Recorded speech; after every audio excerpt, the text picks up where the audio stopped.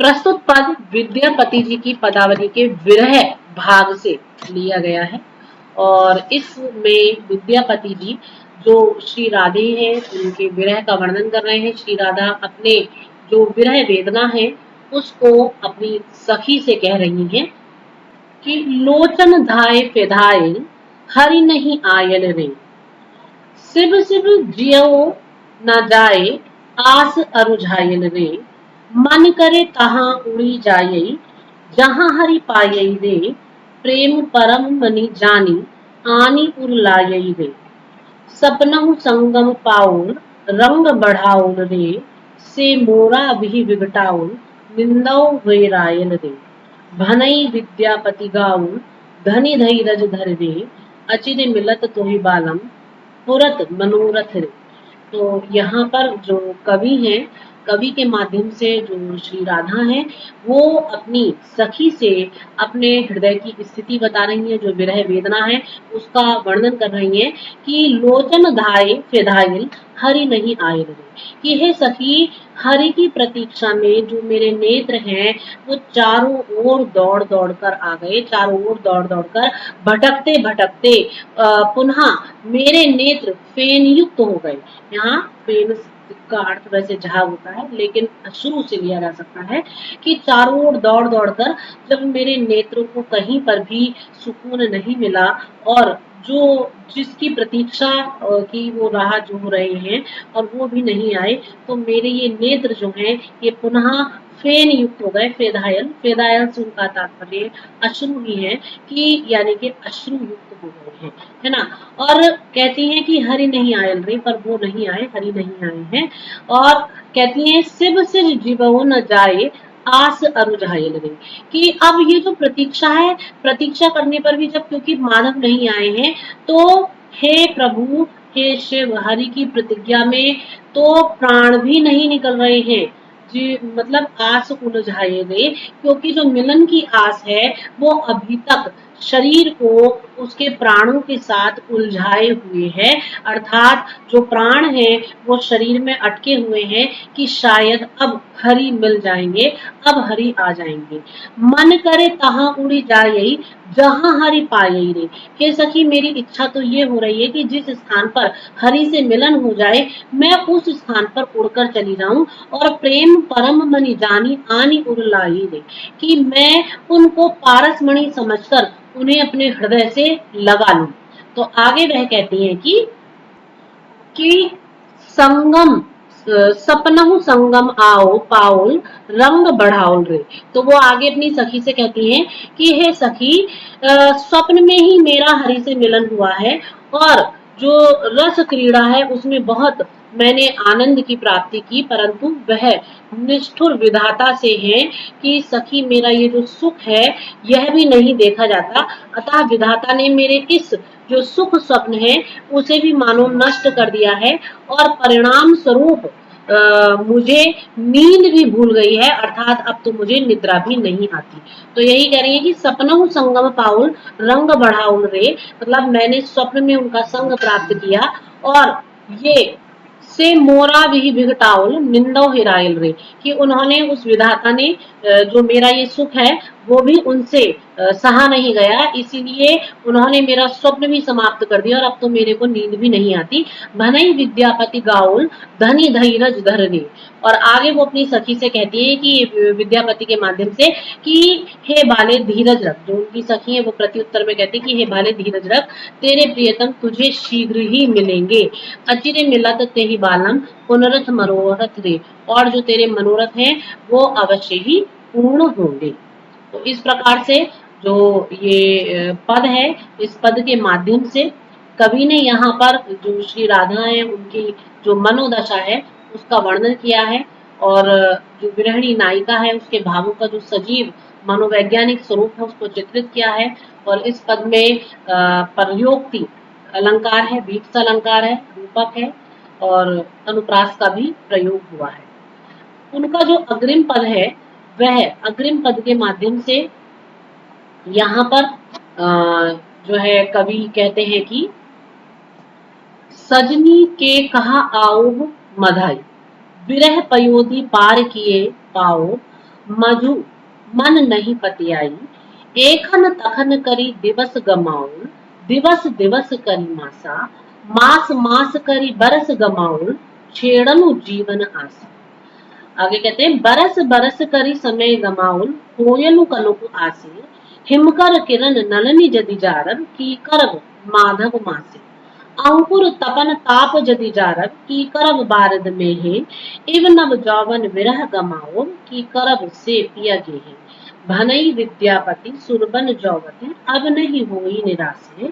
से ब्रजनंदन हृदय अनंदन, झटति मिलब तुम पासे। तो वो कहते हैं कि जो कवि हैं वो यहाँ पर जो इनकी राधा जी की जो विरह अवस्था है उसी का चित्रण कर रहे हैं। और जो राधा है वह अपनी सखी से यही प्रश्न कर रही है कि कौन कहता है कि कृष्ण आएंगे। तो इसी बात के लिए वो कहती है कि सजनी के कहा आओ हो मधाई, कि हे सखी ये कौन बता सकता है कि माधव कब आएंगे, या आएंगे भी या नहीं आएंगे। तो इस बात को कौन कह सकता है या कौन बता सकता है कि वो आएंगे भी अथवा नहीं आएंगे। आगे वो कहती हैं कि विरह पयोधि पार किए पाओ, मुझ मन नहीं पतियाई। हे सखी मुझे तो ये भी नहीं पता कि ये जो विरह रूपी सागर है मैं इसे पार कर भी पाऊंगी या नहीं कर पाऊंगी, तो मुझे तो इस पर भी विश्वास नहीं होता। एखन तखन करी दिवस गमाउल, दिवस दिवस करी मासा। हे सखी तुम ही देखो कि मैं इस पर कैसे विश्वास करूं कि इस विरह का अंत होगा भी या नहीं होगा। मैं कैसे कहूं कि ये विरह समाप्त होगा या मैं अपने प्रियतम से मिल पाऊंगी नहीं मिल पाऊंगी। तुम ही देखो कि एक एक क्षण गिन गिन करके तो मैंने विरह के दिवस व्यतीत कर दिए हैं, और एक एक दिन गिन गिन करके मैंने महीने व्यतीत कर दिए हैं, और एक एक मास मैं गिन रही हूँ, वर्ष जो है वो बीतते चले जा रहे हैं। हे सखी अब तो मैंने अपने जीवन की आशा ही त्याग दी है। देखो तो कहती है एखन तखन करी दिवस गमाउल, क्षण क्षण करके दिन बीत रहे हैं, दिवस दिवस करी मासा, दिन दिन करके मास व्यतीत होते जा रहे हैं, मास मास करी बरस गमाउल, और एक एक महीना करके निरंतर वर्ष जो है वो चलते चले जा रहे हैं, समाप्त होने जा रहे हैं। छोड़ू जीवन आशा, तो मैंने जीवन की आशा ही छोड़ दी है। मुझे विश्वास ही नहीं है कि किसी प्रकार से मेरे प्रियतम मुझे मिलेंगे या नहीं मिलेंगे। बरस बरस करी समय गमाउल, खोयलु कानक आसे। और आगे वो कहती है कि बरस वर्ष वर्ष करके जो समय है वो तो व्यतीत ही हो रहा है, और मैंने तो कान्हा से मिलने का तथा उससे साक्षात्कार करने की जो एक आशा मेरे हृदय में अभी भी व्याप्त थी, आज को मैंने उसे भी भुला दिया है। हे सखी जब रक्षक ही भक्षक बन जाए तो फिर बचने का क्या उपाय है। तो आगे वो इस प्रकार से कहती हैं कि कोयलु कनक कानू को आसे, मैंने अब तो ये आशा ही खो दी है। हिमकर किरण नलिन जड़ी जारत, की करब माधव मासे, अंकुर तपन ताप जदि जारब, की करब बारद में। आगे वह कहती है कि तो वो बहुत सुंदर इसका उपमान देते हुए एक उदाहरण देती हैं राधिका जी, और कहती हैं अपनी सखी से कि हे सखी तुम ही बताओ यदि हिमकर किरण नलिनी जदि जारब, जो कुमुदनी है उस कुमुदनी को जो हिमकर चंद्रमा की किरणें हैं यदि वही जलाने लगेंगी तो फिर माधव मास से तो फिर बसंत मास क्या करेगा। तो उसी प्रकार से यदि जो मेरे प्रियतम कान्हा है वही मुझे भूल जाएंगे तो फिर मेरी आशाओं से भी क्या होना है, वो आशाएं भी क्या कर लेंगी। अंकुर तपन ताप जदि जारब, की करब बारिद में है। और ठीक इसी प्रकार से हे सखी यदि अंकुर को सूर्य अपनी प्रचंड किरणों से जला डालेगा तो बादल की वर्षा से भी क्या होगा। मतलब बादल की जो बारिश है या वर्षा की जो बूंदे हैं वो भी उस अंकुर को कैसे पल्लवित और पुष्पित करेंगी जब सूर्य की किरणें उसे पहले ही जलाकर खाक कर देंगी। तो इहनव जौवन विरह गमाओ, की करब से पिया गेहे। तो अंत में वह आगे कहती हैं राधा जी अपनी सखी से कि हे सखी मेरा तो जो समस्त यौवन है वो विरहाग्नि की भेंट चढ़ चुका है, और अब यदि प्रीतम लौट भी आएंगे तो वह इस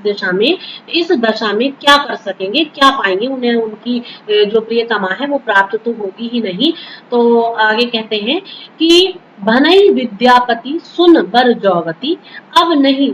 होह निरासे से ब्रज नंदन हृदय अनंदन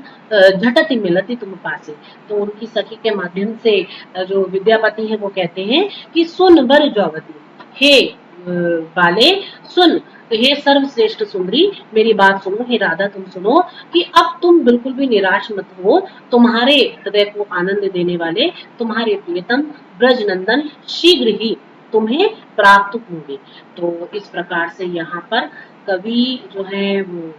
जो राधा जी की एक विरह मनोदशा है और उस विरह मनोदशा में जो उनकी व्यग्रता है,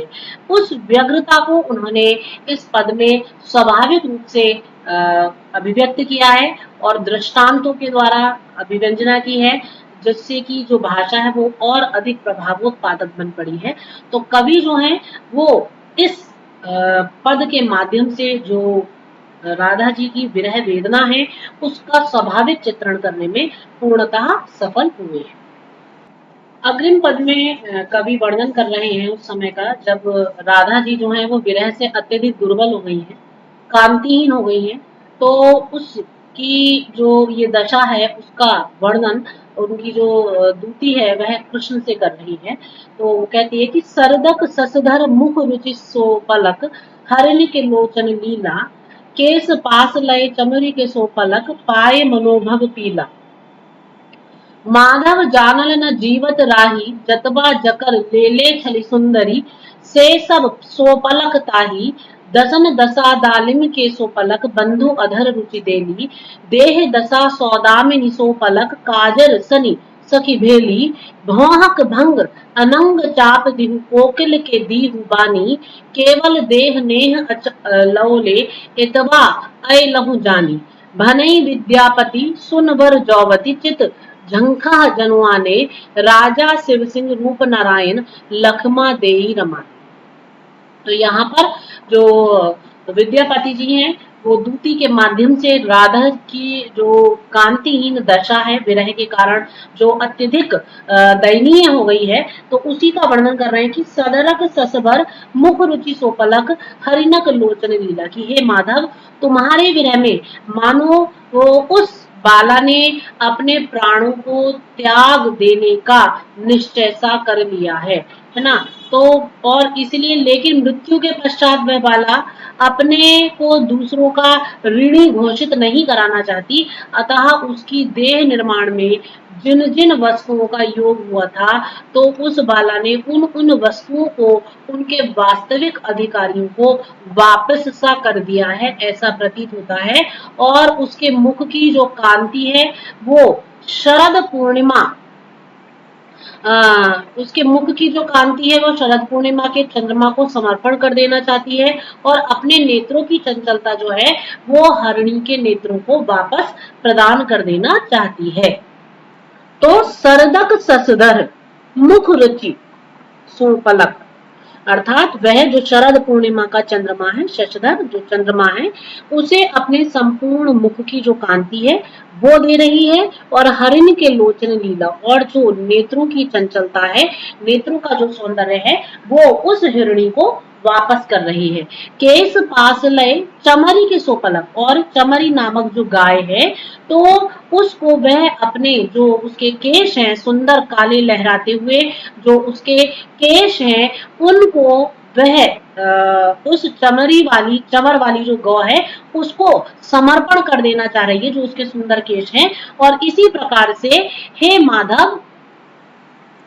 पाए मनोभव पीला माधव जानल ना जियती राही। तो हे माधव तुम जान लो कि वो बिल्कुल जीना ही नहीं चाहती है और इसीलिए इस काम पीड़ा की वजह से जो मदन देव हैं, जो कामदेव हैं, मानो उनसे त्रस्त होकर उनसे दुखी होकर उसका जो संपूर्ण शरीर है वह पीला पड़ गया है और उसने अपने जो केशों की जो सौंदर्य है उसे चंवर वाली गौ को मानो समर्पित करने का निश्चय कर लिया है। तो हे माधव तुम इस निश्चय रूप से समझ लो कि राधा तुम्हारे वियोग में कितना जीवित नहीं रह पाएगी और कितना अधिक वह विदलित है। तो माधव जानल न जियत राही। तो हे माधव तुम जान लो कि वो जो राधा है वो तुम्हारे वियोग में जीवित नहीं रहेगी। आगे कवि कह रहे हैं सखी के माध्यम से दूती के माध्यम से कि जतवा जकर ले ले छली सुंदरी से सब सो पलक ताही। वो आगे कहती हैं कि कदाचित इसी कारण जिन जिन वस्तुओं को विधाता ने राधा को सौंपा है, ठीक है, जतवा जकर ले ले, तो जिन जिन वस्तुओं को विधाता ने राधा को सौंपा था, या राधा उन सब वस्तुओं को उनके जो वास्तविक अधिकारी हैं उन सबको सौंप रही है और उन सबको सब कुछ समर्पित कर देना चाहती है, वापस कर रही है। और राधा जैसी जो अनन्य सुंदरी है, जिसका जितना भी लिए हुए थी, अर्थात जिसकी जो वस्तु, जो सौंदर्य जिससे उसने लिया था, वो सब उनके उन वास्तविक अधिकारियों को सौंप रही है। और उसके इस कार्य से मुझे ऐसा प्रतीत होने लगा है कि राधा तुम्हारे वियोग को सहन नहीं कर पा रही है और निश्चित रूप से वह अब अपने प्राणों को त्याग देगी। तो जतवा जकर ले ले छली सुंदरी से सब सो पलक ताही, तो वो सबको सब कुछ वापस लौटा रही है। दसना दशा दालिम के सो पलक बंधु अधर रुचि देगी, और देह दशा सौदामनी सो पलक काजर सनी सखी भेली। तो आगे कह रही है जो दशन, जो उनकी दंत पंक्तियां हैं, तो जो उनके सुंदर दंत पंक्ति है, उन्हें वह उनकी जो अद्वितीय शोभा है, वापस जो अनार के दाने हैं, जो दानिम है, उनके प्रति वह